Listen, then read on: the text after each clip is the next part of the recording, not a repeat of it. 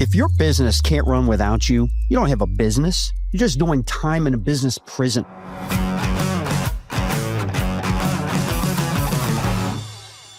Most founders, they think being indispensable makes them valuable. It doesn't. It makes them trapped. The more your business depends on you, the less valuable it actually is. In this episode, I'm going to show you exactly how to build systems that make decisions faster than you can. Systems that create freedom instead of dependence.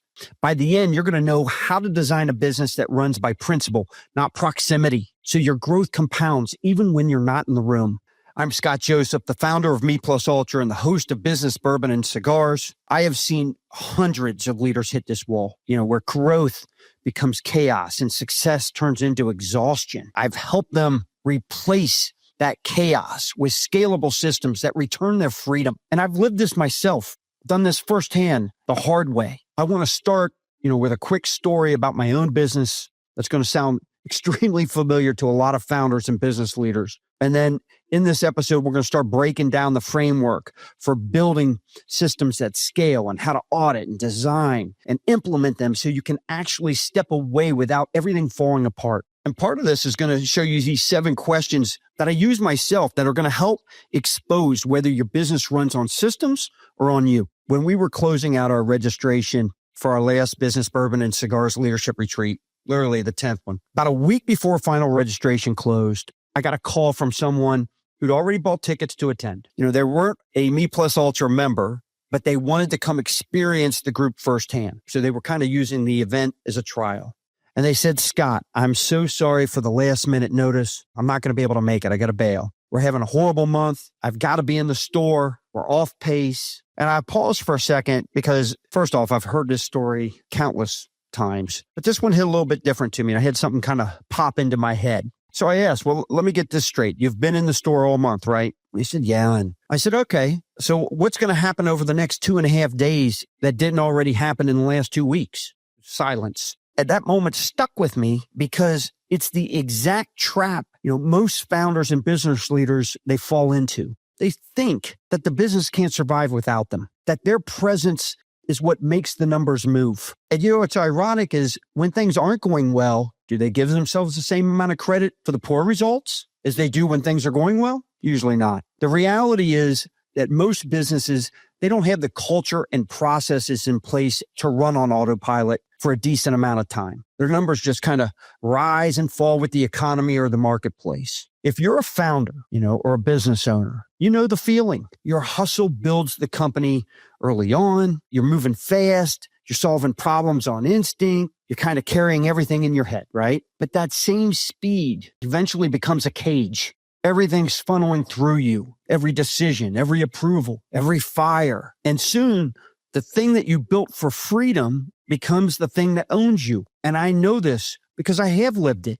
Early on when I was running J&L marketing, I was the system. I was the guy clients they wanted on the phone when they were upset. The guy salespeople came to when they got stuck, the guy everyone leaned on to make sure nothing broke. And honestly, that's on me. I created it. And it probably just fed my ego, right? Until it started eating my time and my energy and my joy. Then one day I was done, not because I suddenly became enlightened, but because it was more painful to keep fixing the same problems than it was to teach my people how to handle those situations themselves. And I remember, one salesperson coming to me about a frustrated client and saying, Scott, can you call him? I said, no, you're going to call him and you're going to do it now. Here's exactly what you're going to say. Here's how you're going to say it. And here's why it matters that you say it this way. So I taught him that everything about it, right? And then I taught him how to handle the different ways that conversation could go. What to say if the client pushed back. How to turn the frustration into trust. And over time, they got so good at it that I stopped getting those calls altogether. That's when everything changed.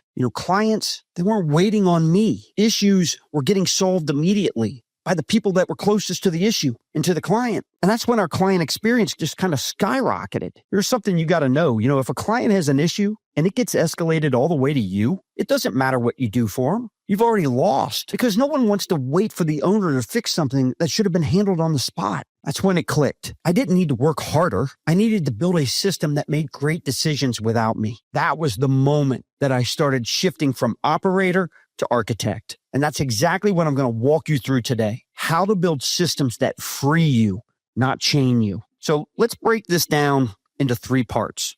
And then I'll give you kind of the why, the what, and the how for each one. So the first part, right, is you need to audit before you automate. And I say that because most founders, they try to scale by adding tech or throwing more people at the problem before they fix the root cause, the foundation. And that just multiplies chaos.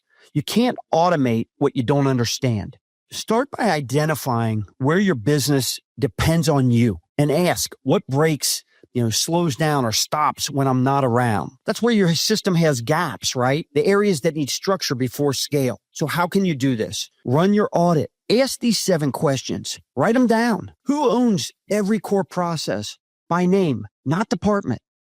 Right now, you're juggling every decision, putting out fires, and trying to grow your business on your own. Every day feels like a grind, and no matter how hard you push, the breakthrough you've been chasing seems like it's just out of reach. You don't have the right perspective, or maybe the network to see the opportunities waiting for you. The Business, Bourbon, and Cigars Leadership Retreat is your chance to change that. Imagine being in a room with entrepreneurs who have already overcome the challenges you're facing, leaders who have scaled, innovated, and found the clarity you're searching for.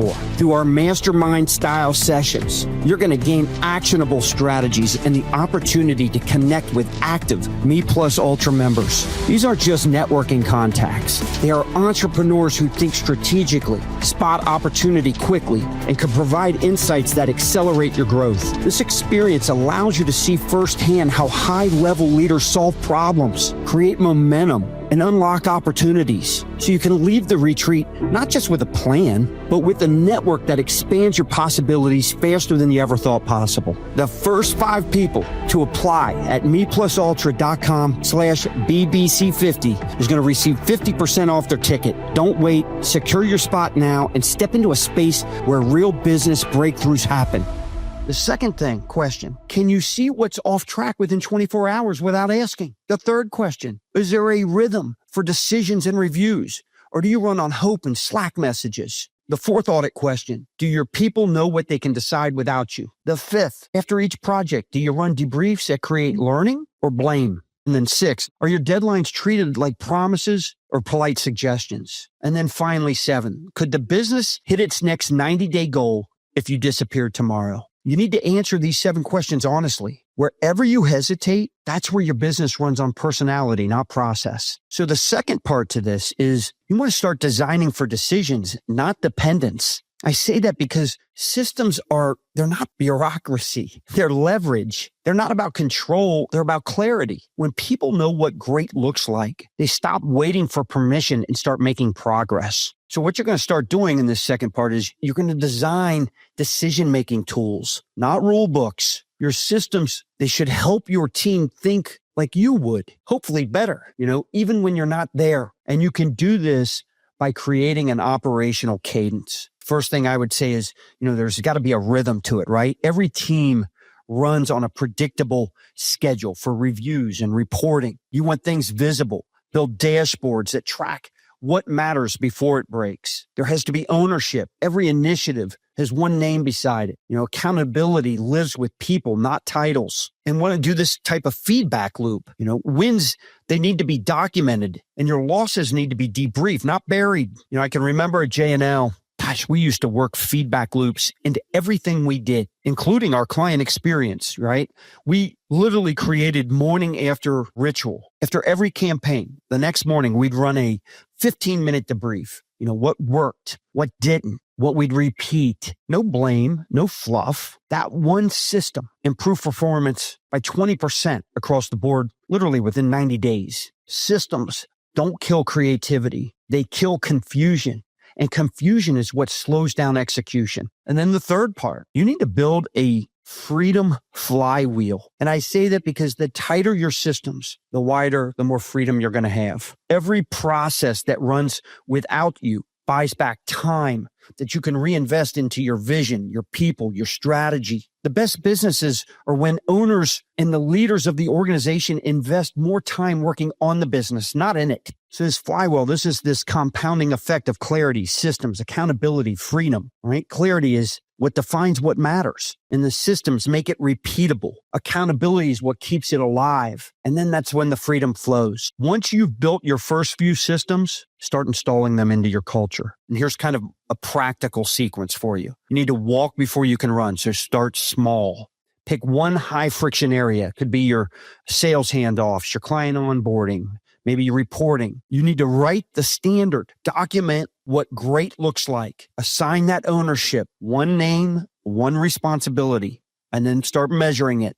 Make that progress visible, not hidden in emails or excuses. And then repeat. The compounding effect will start kicking in when the team runs the playbook without you prompting it. I knew a founder who once used to set these reminders for herself to remind her managers to send her the updated dashboards and reports. I mean, what? It's time to get out of that bullshit. Here's the mindset shift that makes it all work. You're not letting go of your high quality standards. You're letting go of ownership. When you let go of ownership, you scale. Here's your takeaway for today. Freedom doesn't come from doing less. It comes from building better. So run the 7-question audit this week. That's easy to do. Find the areas that rely on you and then rebuild one system so it no longer does. Remember, start small, walk before you can run. One system, I want you to think about this. One system that works without you is worth 10 ideas that can't run without your attention. And if you want the exact tools that our Me Plus Ultra members use to do this, download the free Business, Bourbon, and Cigars Leadership Workbook. This isn't theory. It's the same framework that we use at our mastermind retreats that help elite leaders solve their toughest challenges, design systems that scale and create businesses that grow without them. Stop babysitting. This workbook, you're going to get the full SMACC process. That's SMACCC. It's the same one we use inside the Me Plus Ultra mastermind group to turn clarity into accountability and accountability into freedom. So you can grab your copy now. Just go to meplusultra.com/workbook. It's free, it's practical, and it's going to help you to start creating systems so good your business practically runs itself. Because the real test of leadership, it isn't how much control you have. It's how well the business performs when you're not there. And finally, I'll leave you with this. Freedom, it isn't the absence of structure. It's the result of one that scales. Cheers, everyone.